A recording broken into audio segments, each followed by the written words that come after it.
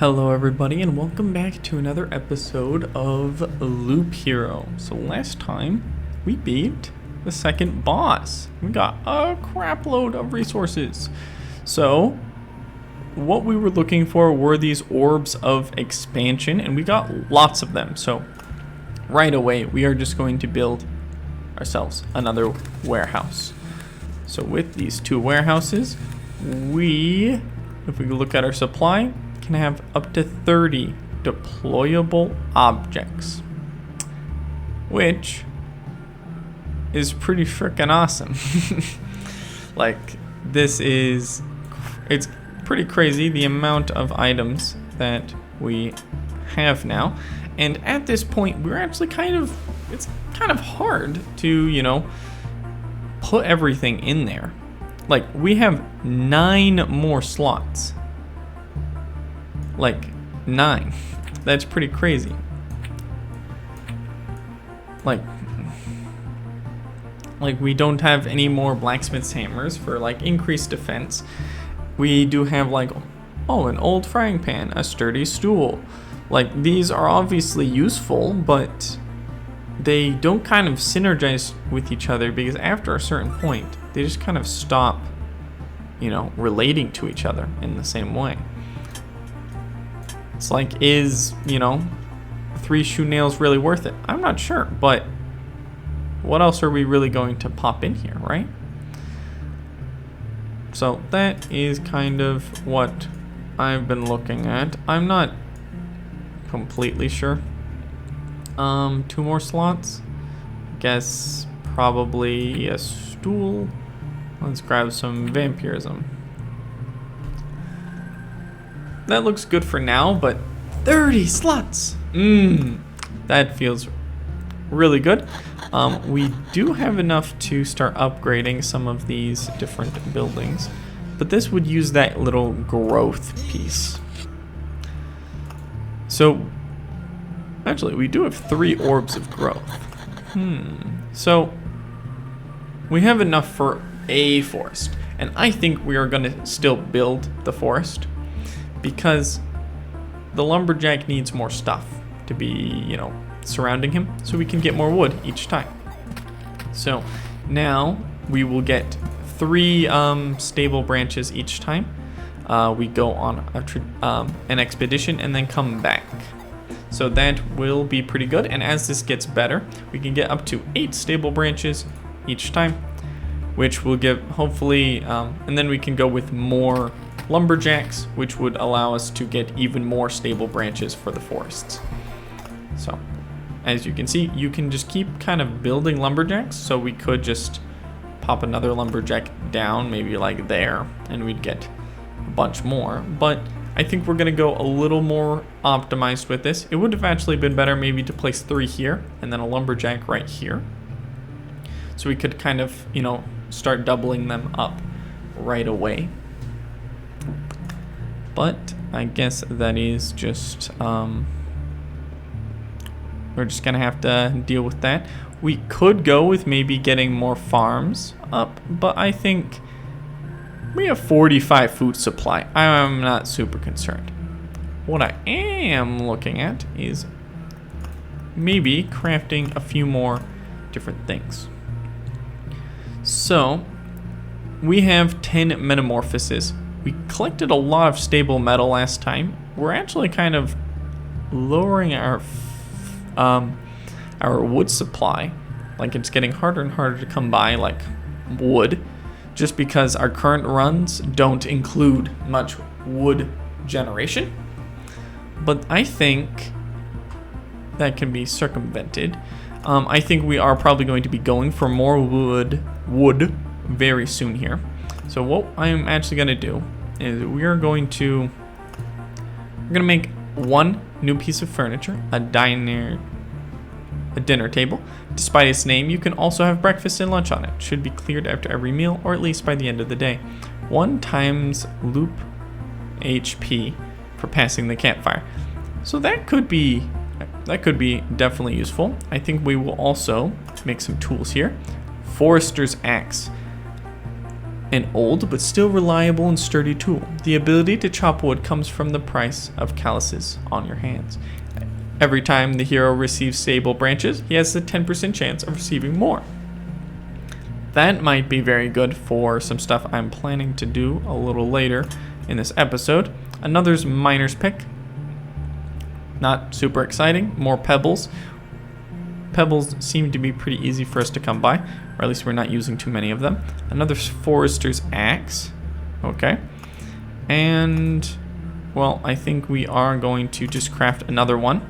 So, okay. So we used up all of our metal here, and all of our metamorphosis, which, you know, maybe was not the best idea. But I think we are still going to be able to, you know, get a lot of use out of this. So as I was saying,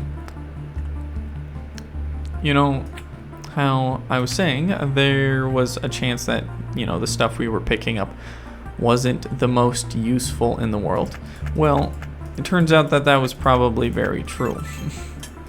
So we are going to deselect all of these. We are actually going to just sort them and just kind of leave it empty. We are actually going to be taking a look.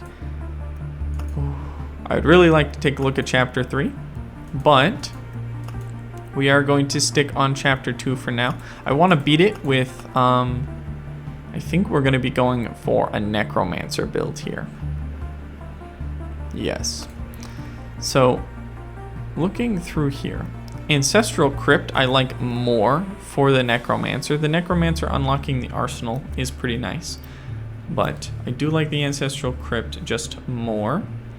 HP per day is actually very useful for the necromancer, so I do like the temporal beacons. These they do just increase our time. Maximum HP from rocks, I'm not sure we actually want. I think what we are going to do is we're going to add deserts instead.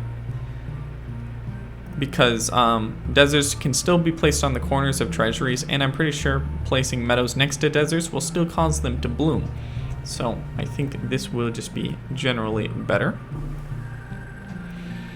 Okay. I think we are going to want to keep chrono crystals.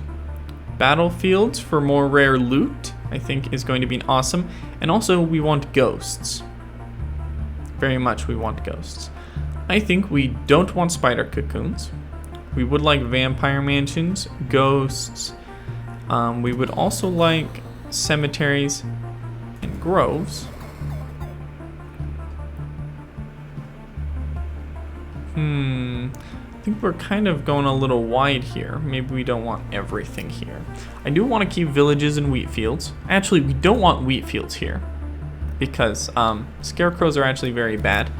They kill your skeletons very quickly, more often than not. I'm not sure I like outposts, at least at this point. Ruins. Could get a lot of different supplies here, but them retreating is really annoying for a lot of different reasons because you don't actually get anything for it. If you don't kill them, if they retreat instead, which is a 40% chance, you just don't get anything, and that's really annoying. I think we want vampires. How about road lanterns?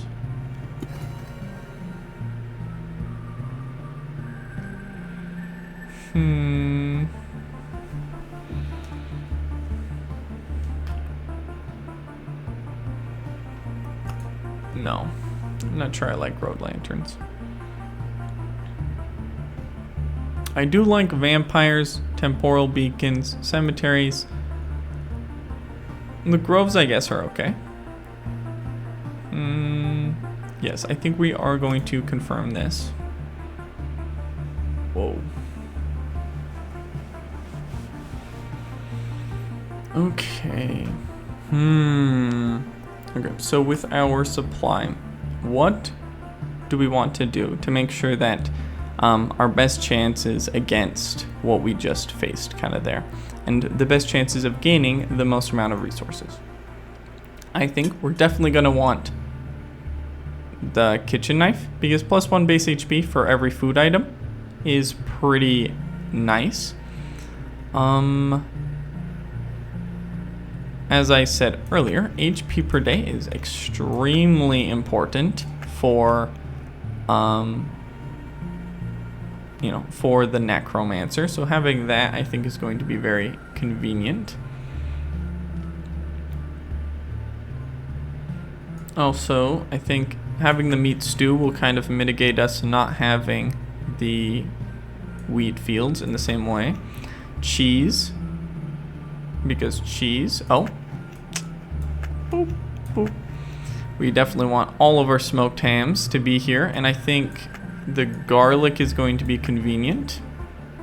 And I think we will pop a loaf of bread as well, just for, fill out these slots, and also 10 more max HP plus 1% more max HP is kind of a compounding effect there.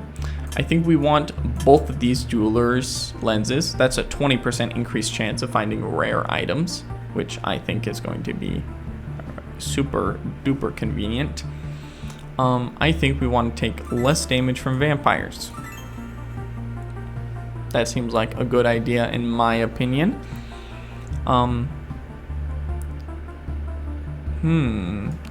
We did just get a lot of these foresters' axes.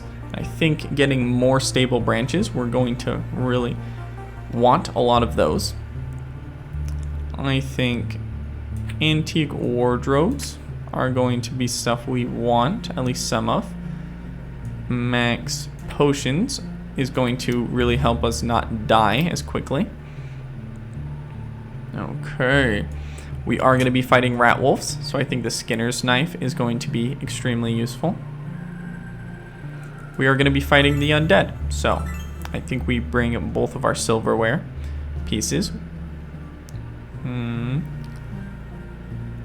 Okay, so let me take a look. So we don't get too much defense as us, as the necromancer. Old frying pan, just like not like percentage or like loop times that, like just a flat amount could be really nice. Don't know if we're going to be having a lot of regen. I don't like getting less base HP, but I guess it would be kind of countered out by the kitchen knife. So we just get more, HP whenever we go by the campfire. But the real problem is that we just tend to we tend to stay at like really high health, and then we just die in a single fight. That's just how it works with the necromancer, at least with how I play him. So we I think we take the nails for retaliation damage. I think that's going to be really convenient. And then I think we're going to take both the frying pan and the dinner table for a bunch of HP whenever we pass by the campfire. I think we are going to enjoy that. I think looking at that, that looks like a lot of bonuses that we really like. Damn, we definitely did a lot of upgrading here. Let me just take a look. Oh, crap. Okay, so I think we're actually going to end the episode here. This is going to be a 0.5 episode. We are going to release another one same day. Don't worry about it. But this was just kind of some upgrading and that kind of stuff. And I hope you guys enjoyed. We're going to be going on a loop right afterwards. And this will kind of allow, some people who don't want to watch all of the upgrading and that kind of stuff can just, skip to the next one if you want to. And it's obviously completely your choice. And that is that. I am going to end it here then, and I will see you guys in the next one. It should be coming out in a few minutes.